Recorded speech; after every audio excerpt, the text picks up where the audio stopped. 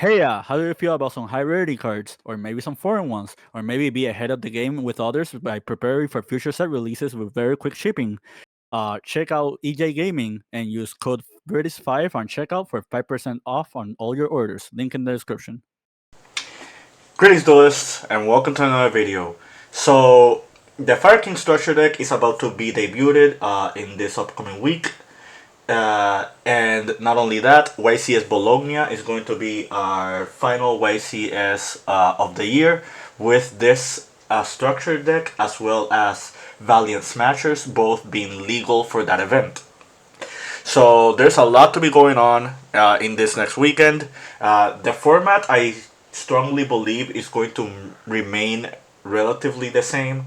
I don't think these new decks or strategies are going to do a huge shake up to the metagame just yet. However, I do think that Fire Kings have a very promising future. As you guys have been seeing in this channel, I've already covered how Fire Kings are very dominant in the OCG, and that might be a very possible future for us as well. But until the release of Phantom Nightmare, I think Fire Kings are not going to be as strong as they would be as of just yet. However, I do think that Fire Kings are very viable strategy at the moment, and I kind of want to showcase you like the best possible ways for you to be playing Fire Kings. For all intents and purposes, I think that whoever has practiced with this deck enough can do well at an event like the following YCS, as long as they know what they're doing, as long as they are familiar with their matchups, and as long as they make the right meta calls with the right cards and the right trends and the right non-engine. But yeah, without further ado, let's begin. So, for those who don't know, Fire Kings debuted in 2014.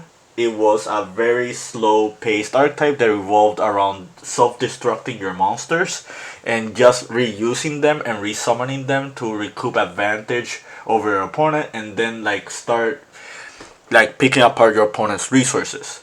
Over the years, we've gotten a few cards that really bolstered the strategy.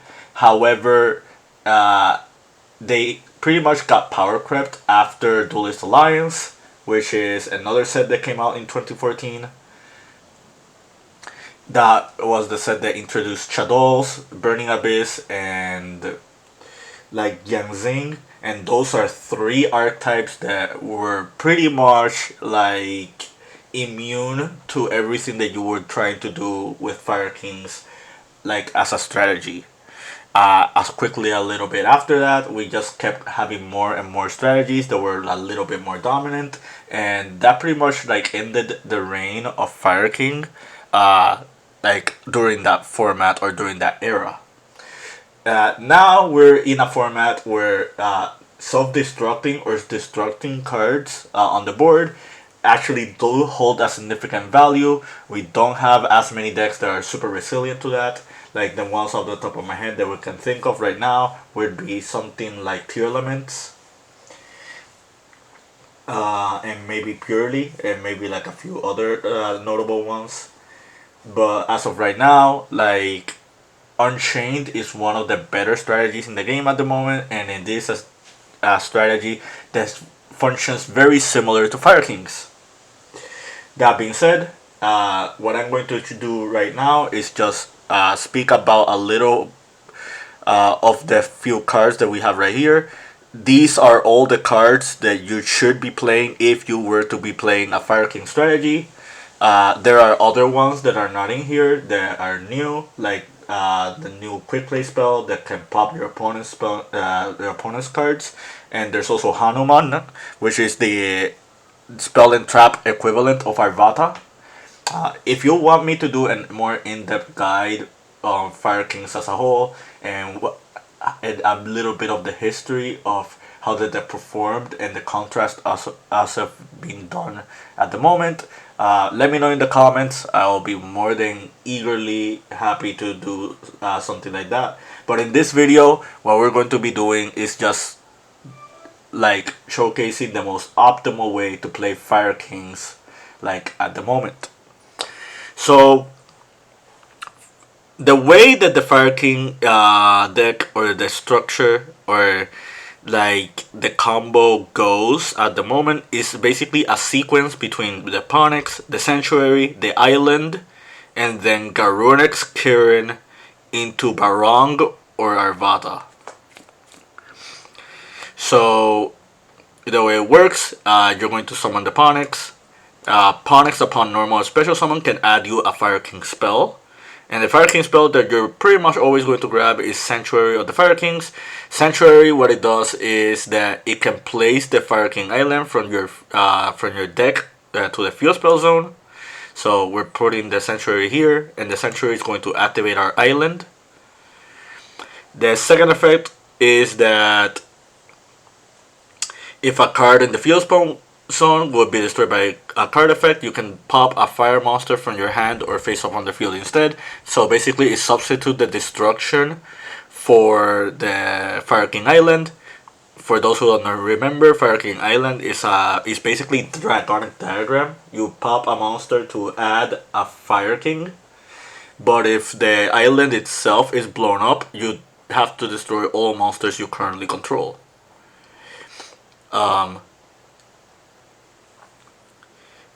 Also, if you control no monsters, you can special summon one Fire Winged Beast monster from your hand.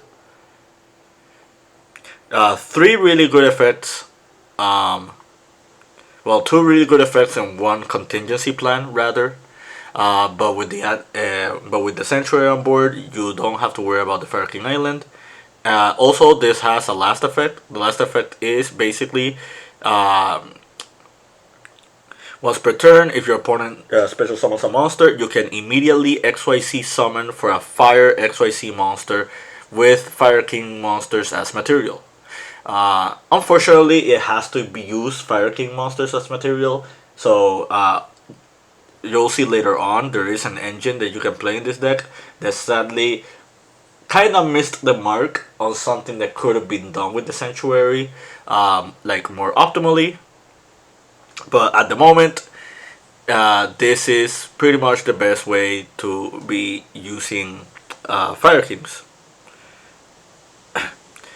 So now that we summoned the Ponyx got us to the Sanctuary, and the Sanctuary got us to the island. What do we do next? Assuming that this is only what we open with, we're going to use the Fire King Island, and the Fire King Island is going to pop the Ponyx and is going to search for us for the Sacred King Garunex. So two things are happening here. One, the Ponyx is going to be able to trigger during the standby phase to grab itself back from the graveyard because it was destroyed. The second thing that happens is that the Garunex can special summon itself, because what Sacred Fire Garunex does is if a fire monster got destroyed, you can special summon this from your hand or graveyard.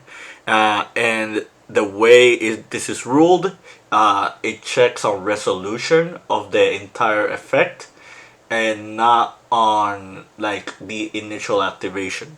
So the game recognizes that the Ponyx was destroyed, and the Garunex itself realizes it, so you can special summon it.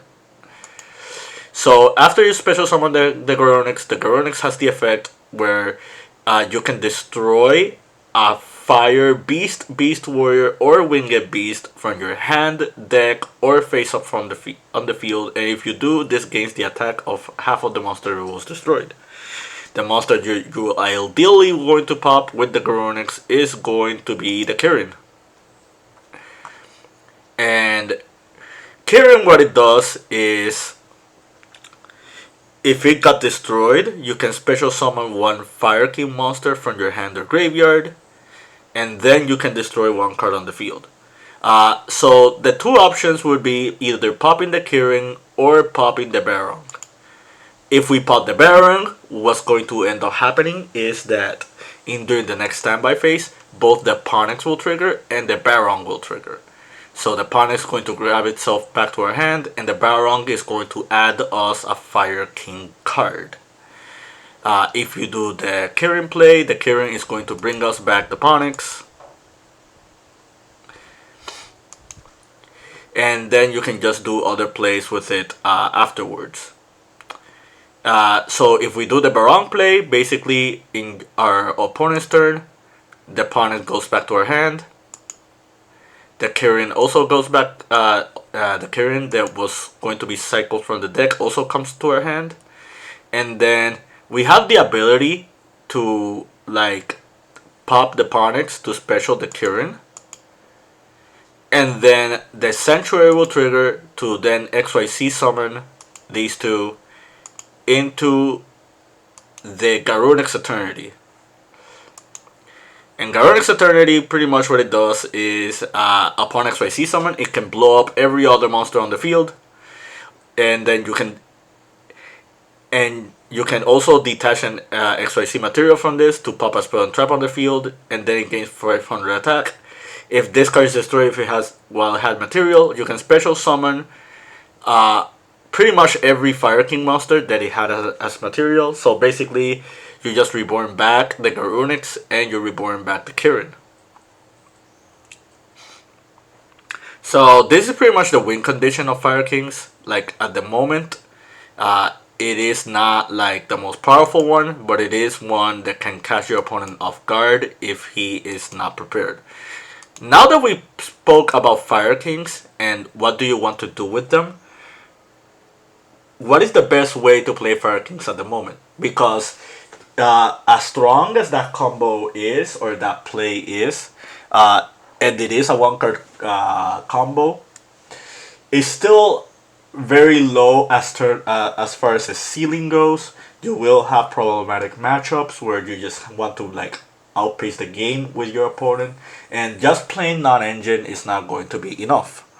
So there are two engines that I feel, well, three rather, that I feel that are going to be very, very beneficial for you. The first engine that we're going to talk about is going to be Tri-Brigades. So why Tri-Brigade? The thing about Tri-Brigade and the reason it works well with the Fire King monsters is because all the Fire King monsters are Tri-types. This is a Winged Beast, this is a Beast Warrior, this is a Beast, this is a Beast Warrior, this is a Winged Beast. Meaning that you can use like the Fire King monsters as supplementary monsters for your engine, for your Tri-Brigade plays. And I don't think Tri-Brigade like is power crept as a concept. I think Tri-Brigade is pretty much power crept in its play style. And let me explain what I mean by that. What I mean by that is that the plays that you want to do in a Tri-Brigade variant are very telegraphed, and the ceiling like it could be really, really high, but it pretty much leaves you very open into like a lot of hand traps and disruption. If you play Tri-Brigades as a hybrid with other strategies, then you have a better chance because pretty much you're playing another strategy that could do its plays optimally, despite you getting hand trapped or you getting stopped on the spot with your opponent's non-engine. The another really cool thing about Tri-Brigade, and the reason that it kind of like swung through my head, is that you have two Tri-Brigade monsters that are fire attribute, meaning that they have innate synergy with the Fire Kings because they can be used for the Fire King Island. They can be reborn with Fire King Kirin. They can be reborn with Fire King Circle. And pretty much they just mesh well together with the stuff that you're trying to do with the Fire Kings at the moment. I think Tri-Brigade Revolt is a very, very strong card. Like, this is essentially like follow-up and disruption and boss monster all in one card, and in a format where everybody's trading resources, like, and trying to simplify the game state. with hand traps. I think Tri-Brigade Revolt is one of those cards that will outright just win you the duel, like if you end up on that position.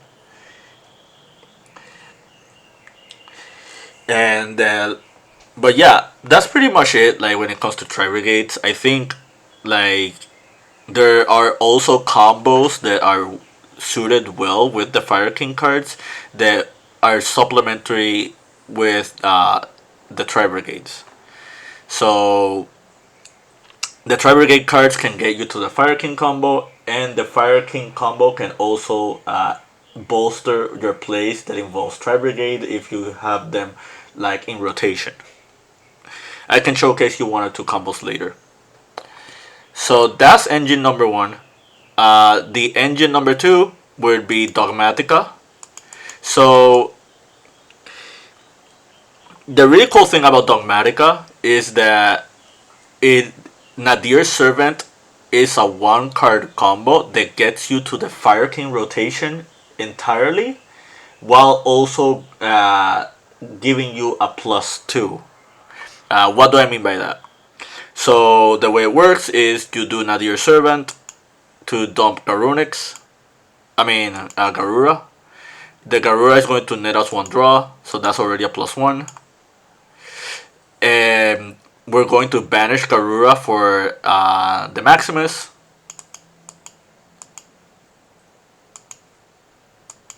We're now locked out of the extra deck. And this is what I meant by how unfortunate it is with Sanctuary of the Fire Kings not being able to function with non-Fire King monsters. If it would have been with any monster, then this engine would have been perfect because Dogmatica Maximus is a level 8 monster, and the Fire King XYZ is a generic rank 8 monster. That being said, you use Maximus effect, and with Maximus you're going to send Farigit and Chirag, and now you get a draw out of Farigit, but it's going to be you're going to put a card back, so it's equal in card advantage, and the Chirag adds us the Ponix. And you already saw the Ponix combo, which is basically normal, Sanctuary, Island, Garunix, and then Barong in rotation. So basically, you get to your entire Fire King rotation. You drew 2 cards. This engine does have a downside. One big downside is you cannot use your extra deck. Another downside would be that, if you get drawn Lockbird, you do get stuck like on one position. However, this combo I think was very, very good to just like not mention. So the last engine that you should be playing in this deck, and I think it comes to no surprise to anyone, is Simple Spoils. So basically, the Dark Witch can grab you the original Simple Spoils Snake Eye, which can make it so you can summon the Ponix, because it is a level 1 fire monster. And you're doing all of that without your normal summon, meaning that you have your entire Fire King rotation online without your normal summon and still with access to your extra deck. Which is very, very strong because it pretty much fits perfectly like with the Tri-Brigades if you are to play with those. So now that you saw like all the possible engines that can be played with the Fire Kings, let's try some test hands to see if there is a combo that we can do with them. If you want to look up combos online, like a lot of people have already done so. So we opened the Dark Witch, and we also opened Tri-Brigade Kit. This is very cool because one combo that you can do is Wish and Kit. So with the Wish effect, you just send Kit to the graveyard. The Witch is going to set us the original Sinful Spoils. And the Kit is going to trigger, meaning that you can discard, send to the graveyard a Tri-Brigade monster. We're going to be sending Nerval. And then Nerval is going to grab us either Fractal or Keras. We're just going to grab Fractal for this instance. and there's a multitude of reasons. One, it is a fire monster, so you can pop it with the Fire King Island. You can reborn it with the Kirin. You can use it with Fire King Circle, and so on and so forth. And then we just do Snake Eye. We send the Witch, and we just summon the Ponix. The Ponix is going to grab us the island. Well, the Sanctuary rather, and Sanctuary for island.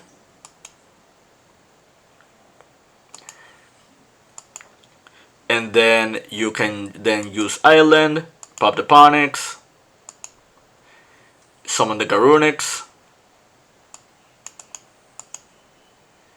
Garunix is going to pop the Baron from the deck.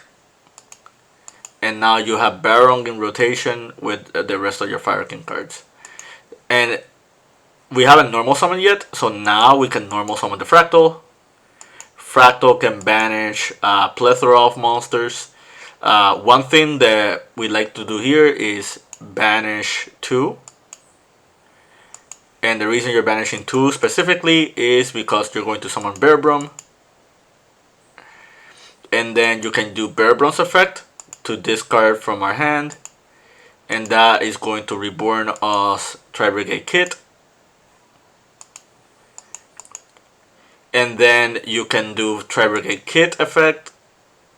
And depending what you have in your graveyard, you can banish for Kit. And then you can just summon another monster.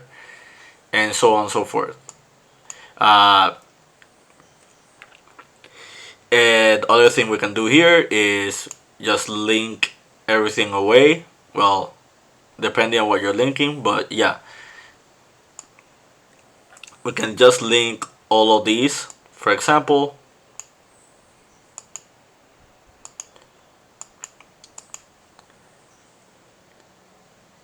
and on Appaloosa. And then we can, depending what we have in our hand, if we have cards left in our hand in rotation, we can just end up getting to Tri-Brigade Revolt. And this doesn't look like a very strong board. However, take note that both Barong and the Ponix are triggering. So the Ponix goes back to our hand. The Barong is going to search us for Kirin. And you have 4 negates with Appaloosa. You have the Kirin that's going to special summon itself by destroying the Ponix, which makes it so you can use like Island, and you can use the Sanctuary. If we have the Garunix on board still, which you can in part of the combo, that means you can XYZ summon with these two and just pop your opponent's board. And then, after all is said and done, you do have access to Revolt, and the Revolt is going to net us the summon for Shuraig, and then Shuraig just to like grab us a Tri-Brigade for the next turn. You can do this at any sequence, and you can just change your sequence between all these cards, and you can just get cards in rotation depending on how the combo goes. But yeah, that's pretty much it when it comes to like Fire Kings as a whole. There is a lot to explore when it comes to this deck. There is a lot of ways you can do this combo. There's a lot of card combinations. Depending on the non-engine that you play, depending on the format that you're playing, depending on what matchups that you want to be like worried about, I would say this deck really has a strong chance, at least like at the regional level. I'm not sure about YCS level yet. Maybe somebody will figure it out before this weekend. But however, I feel like these are like the best ways to like play Fire Kings at the moment. And yeah, I hope you guys got interested. I hope you guys like found this informative and to your liking. Shoutouts to Quest and shoutouts to Battle 12. I was pretty much theorying around with the deck with those two. And like I think this is a very strong concept. There are other engines that you can play with Fire Kings that can be played at the moment. I might make a separate video on that depending how many people are interested. Also, I might do like a recap of Fire King, pretty much a timeline of what happened between 2014 and now, because it's been pretty much a decade since Fire Kings were last being relevant. And I think there is a very, very strong chance that Konami like had this planned for a long time. For those who don't know, for Circle of the Fire Kings did come out in 2014, and if you look at the picture, there is the Ponix. So something tells me that they had this planned for a really long time, and who knows what surprises they have with other like older archetypes. But yeah, I hope you keep practicing, keep dueling, and stay tuned.